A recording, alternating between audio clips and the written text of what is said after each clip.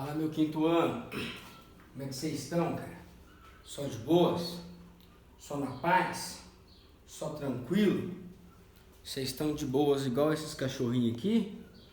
Deitado aqui tranquilo, curtindo uma vibe, mastigando um chinelo. Como é que vocês estão? Como é que foi de feriado? Espero que vocês estejam jóia, que estejam tudo bem. Vamos lá, pessoal. Eu espero que vocês tenham feito as provinhas, espero que vocês tenham saído bem, né? Viu que tudo que nós falamos aqui nas aulas estava lá. Vou fazer a correção essa semana e até segunda-feira vocês terão essas notas aí. Agora, pessoal, nós vamos continuar o nosso conteúdo, capítulo 7, ditadura civil-militar, ditadura militar no Brasil. Essa é a introdução do nosso capítulo 7, ok, pessoal? Então nós já falamos então que devido a toda uma série de problemas, né, que aconteceram nos governos dos presidentes Jânio Quadros e do presidente João Goulart, uma tensão muito grande, um reflexo daquela Guerra Fria dos Estados Unidos, da União Soviética, os militares do Brasil, as Forças Armadas, o Exército, a Marinha e a Aeronáutica, apoiado por alguns setores da sociedade brasileira, inclusive com o apoio dos Estados Unidos, vão tomar o poder naquele evento que nós chamamos de golpe militar em 1964. E aí, pessoal, nós vamos estudar agora esse período que durou 21 anos. Nós vamos fazer um geral, né? Porque se nós fôssemos estudar tudo, a gente ia ficar uns 2 anos aqui só nessa matéria, e nós não temos todo esse tempo, né? Então nós falaremos aqui dos primeiros momentos, nós falaremos da censura e nós falaremos da resistência à ditadura. São esses 3 tópicos que nós falaremos hoje. Amanhã nós falaremos de outros tópicos, outros pontos que serão importantes também. Então vamos lá, pessoal. O que aconteceu quando eles tomaram o poder? Nós já falamos que eles usaram uma desculpa, né? Usavam um pretexto que era para afastar o comunismo do Brasil, evitar que um grupo, né, um grupo político de esquerda tomasse a política brasileira. Então, por conta desses motivos, os militares tomaram o poder. Eles haviam prometido que essa intervenção seria rápida, né? Na época, os militares diziam que iriam ficar cerca de 1 ano e aí teria as eleições em 1965 e eles voltariam para os quartéis. Não foi bem isso que aconteceu, né, pessoal? Então, vamos lá. Logo nos primeiros momentos, logo no primeiro mês que os militares estavam no poder, eles começaram a decretar várias leis, a baixar várias leis e a modificar a política do Brasil. Então, logo no início, eles começaram a mudança. Mas há um ponto importante, pessoal, que essa ditadura, ela não foi instantânea, né? Ela não foi de uma vez. Os militares foram mudando as leis aos poucos, né? Até que chegou um momento que as pessoas perceberam que elas não tinham mais liberdade política, que elas não tinham mais liberdade cultural, que elas não tinham mais liberdade de expressão. E aí então essa ditadura ficou escancarada, né? Mas nós podemos dizer que os 4 primeiros anos ela foi uma ditadura tímida ainda, porque ela foi mudando aos poucos, mudando a política do Brasil aos poucos. Ela não chegou assim, pá, de uma vez, né? Não foi uma voadora, né? Foi ali um tapinha aqui, mudava uma lei aqui, caçavam os políticos aqui, prendiam umas pessoas ali, criavam uma outra lei proibindo os partidos aqui, e aos poucos o Brasil foi entrando num governo autoritário e repressivo.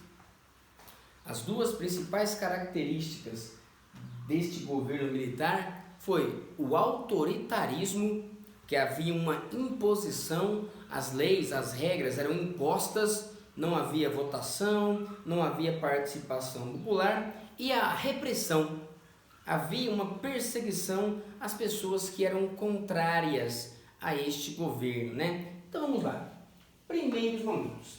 Após tomarem o poder em 1964, os militares brasileiros começaram a mudar, por meio de decretos, a política nacional. Decreto, pessoal, é uma lei que o presidente impõe. Ele baixa essa lei e pronto. Não tem votação. Os deputados não participam, os senadores não participam. Então, quando eu falo que é uma mudança por decreto, é uma mudança de cima para baixo, sem participação popular. Por meio dos atos institucionais, os militares impuseram uma série de medidas autoritárias e repressivas. Então, seria bom que nós marcássemos aqui, né, o autoritarismo, medidas autoritárias e repressivas, né? Uma repressão é você agir contra alguém, prender as pessoas que são contra você, expulsar as pessoas que são contra você. Atos institucionais, a sigla AI. Ao todo foram 17 atos institucionais e mais de 100 atos complementares. Esses atos institucionais eram a forma como os militares acharam para mudar a política do país, mudar as leis do país, mas tentando manter ali uma ideia de que o Brasil ainda era uma democracia. Mas na verdade já demonstrava um certo autoritarismo. Eu inclusive hoje vou passar que vocês façam uma pesquisa para mim, e vocês terão que me enviar, sobre os 5 primeiros atos institucionais. O AI1, AI2, AI3, AI4 e AI5. São os mais importantes. O AI5 é o mais famoso, porque ele é o mais autoritário. Ele proibia tudo, cara. Qualquer pessoa podia ser preso por 10 anos sem qualquer tipo de denúncia. As pessoas não tinham nem direito a ter contato com um advogado. Ela permitia que usassem métodos de tortura, né? Não estava escrito que permitia tortura, mas podia usar quaisquer métodos necessários para obter as informações, né, desejadas. Ou seja, acabou permitindo uma violência muito grande. Foi em 1968, quando o Brasil de fato percebeu que estava vivendo uma ditadura violenta. Algumas dessas medidas foram a cassação de mandatos de vários políticos, né?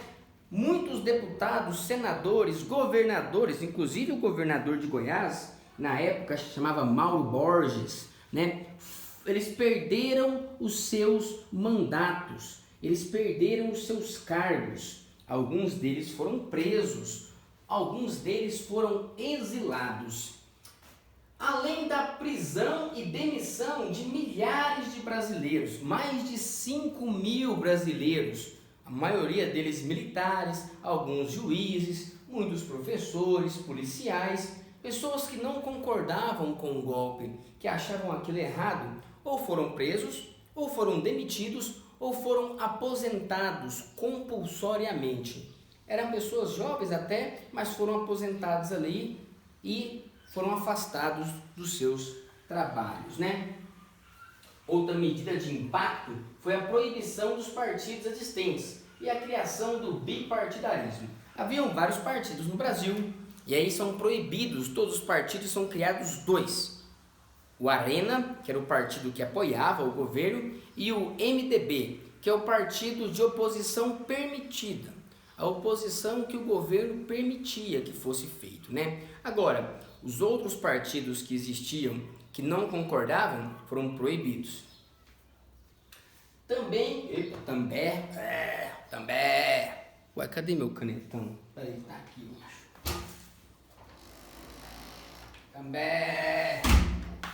Também foi estabelecida eleições indiretas. Também foram estabelecidas, né?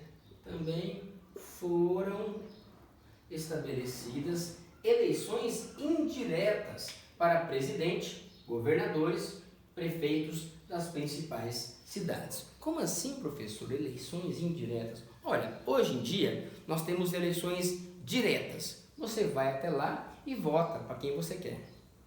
Durante a ditadura militar, apenas os deputados desses dois partidos era que votavam para presidente. Apenas os deputados estaduais desses dois partidos é que votavam para o governador.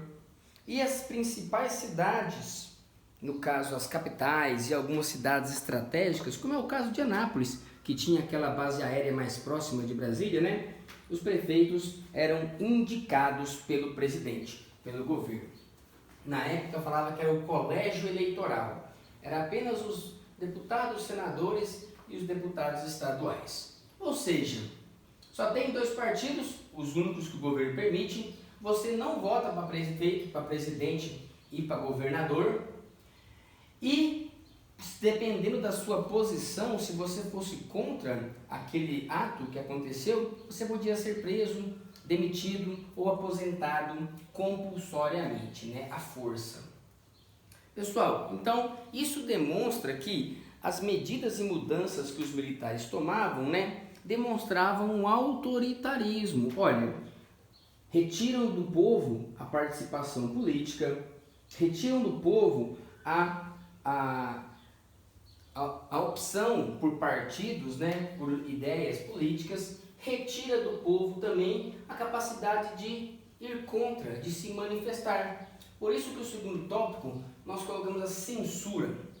Censurar é quando você barra, quando você impede alguma coisa de ser veiculada. Então, se eu vou censurar um jornalista, eu fecho o jornal, ou alguma música que o governo entendia que era contra o governo, ele podia vetar, impedir que essa música fosse publicada, né?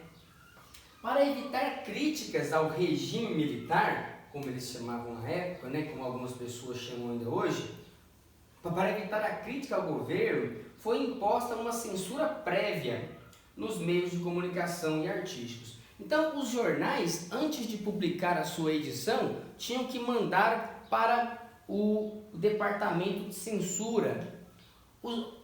Se você fosse um artista e se você quisesse lançar um disco, né, na época não havia CDs, eram os discos, os long play, os LP, você tinha que passar pela censura. Se você fosse um diretor de cinema e quisesse lançar um filme, tinha que ser aceito pelo governo. Da mesma forma, se você fosse um diretor de teatro, você precisaria da permissão do governo para publicar a sua peça.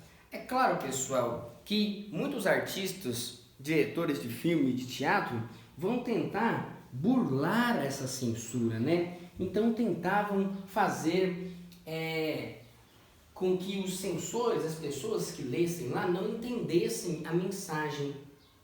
Uma das músicas mais famosas que representava uma crítica à ditadura era a música Cálice, né? Que quando escrevia cálice, é como se fosse o cálice de você tomar, o cálice de beber vinho.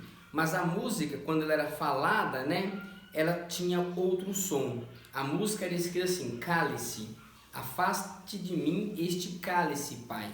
Mas a música cantada era: cálice, afaste de mim esse cálice, Pai. Afaste de mim esse cálice, Pai. E aí, né, tentavam burlar, tentavam driblar os censores, né? Alguns conseguiam, outros não. Mas muitos humoristas, diretores e músicos tiveram suas músicas proibidas de serem lançadas no Brasil. Muitos artistas famosos, né, foram presos. Inclusive um artista que eu gosto muito, que é o Raul Seixas, não sei se vocês conhecem, ele é um dos maiores músicos do Brasil, já falecido. Ele se autoexilou, ele foi preso 2 vezes, né, e apanhou bastante. E aí ele pegou e foi para os Estados Unidos, ficou mais de 1 ano lá, né, para que as pessoas dessem uma esquecida dele, né. Muitas pessoas foram perseguidas nesta época. Agora, as pessoas não aceitavam assim, né, tranquilamente. Houve muita resistência, houve uma tentativa de ir contra o governo militar. As pessoas inicialmente aceitaram a ditadura. Inicialmente as pessoas elas não reagiram à ditadura, mas a partir do momento que foi passando o tempo e as pessoas foram percebendo cada vez mais que viviam numa ditadura, começaram movimentos contrários ao governo militar. Então, após os primeiros anos, principalmente após os 3 primeiros anos da ditadura militar no Brasil, vários setores da sociedade brasileira começaram a reagir à política opressora imposta pelos militares. As principais formas de resistência contra a ditadura, foram a resistência civil. Como assim? Pessoas comuns que se organizavam e faziam marchas, passeatas. O caso mais famoso, pessoal, é a Marcha dos 100 mil. Eu vou até colocar aqui, a Marcha dos 100 mil, que era, por exemplo, um movimento que foi muito marcante na época. Teve uma manifestação de estudantes e aí mataram um rapaz de 17 anos. No meio desse protesto, ele estava desarmado, eles não tinham arma, Os policiais atiraram e mataram esse rapaz de 16, 17 anos, não me lembro, Muito jovem, E aí, cara, isso gerou uma comoção muito grande. Eles estavam fazendo uma manifestação por conta da qualidade da comida nos restaurantes universitários, os RU. E aí morreu esse rapaz. E aí muitas pessoas foram para as ruas pedir o fim da violência, o fim da ditadura. Pouco tempo depois mataram também um pedreiro, um rapaz foi morto e gerou também uma grande comoção. A Igreja Católica, os jornais começaram a fazer críticas, à ditadura militar. Então haviam pessoas da sociedade civil, igreja, a ordem dos advogados, as associações de jornalistas, associações médicas, associações de professores, começaram a criticar, a falar mal, a falar que eles não queriam aquilo no Brasil. Havia também uma resistência cultural. Muitos músicos, muitos artistas, muitos diretores de cinema e de teatro faziam peças, faziam filmes, faziam músicas que tentavam criticar. É claro que não podia ser uma crítica exposta, Não podia ser uma crítica visível, mas eles tentavam fazer algumas críticas, sim, à ditadura militar. Essa música Cálice, por exemplo, que eu falei, era uma delas, E várias organizações de teatro também faziam algumas peças, como por exemplo Tiradentes, Nessa peça, o Tiradentes, ele ficava triste de ver que os militares tinham dado aquele golpe e imposto uma ditadura. Então houve por parte dos artistas, dos músicos, dos escritores, uma tentativa de criticar, mesmo com a censura, tentavam driblar a censura ali.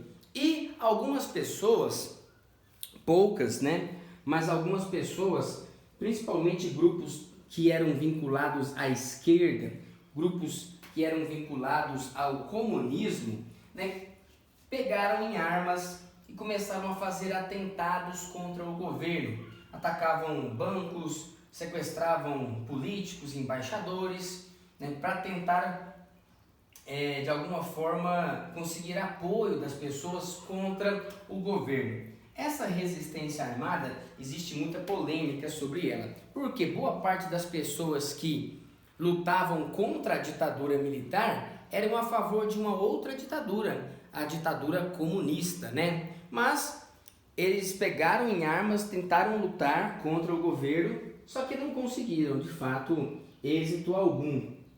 O governo tinha muito mais armas, muito mais dinheiro e acabou acabando, destruindo essa resistência armada. Agora eles conseguiram, sequestraram o embaixador da Alemanha, sequestraram o embaixador dos Estados Unidos, conseguiram negociar a soltura de alguns presos políticos, Pessoal, uma marca da ditadura é o preso político. Você vai preso porque você é contra o governo. Você não cometeu crime algum, alguns cometeram crime sim. Eu tô falando assim, uma pessoa comum que é contra o governo vai preso, chamado de preso político. Isso é uma marca de uma ditadura. Onde tem preso político, não é uma democracia. Uma democracia não tem presos porque ele pensa. Numa democracia, a pessoa é presa quando ela infringe alguma lei. E o governo, quando percebe que havia pessoas contra, né, a ditadura, qual vai ser a resposta deles? Vão conversar? Vão tentar modernizar? Vão tentar mudar? Não. A resposta foi mais violenta. Prendiam os músicos, prendiam os líderes dos sindicatos, torturavam as pessoas, havia muita tortura, pessoal. Métodos de tortura, arrancavam as unhas, batiam, enfim, faziam todo tipo de maldade, né, com essas pessoas e exilavam, mandavam para fora do país, expulsavam do país, né, as pessoas que eram contra o governo. Quem era contra o governo era chamado de subversivos. Então, pessoal, copie no seu caderno que agora nós teremos um encontro aí ao vivo no Meets. Tchau, tchau. Até mais.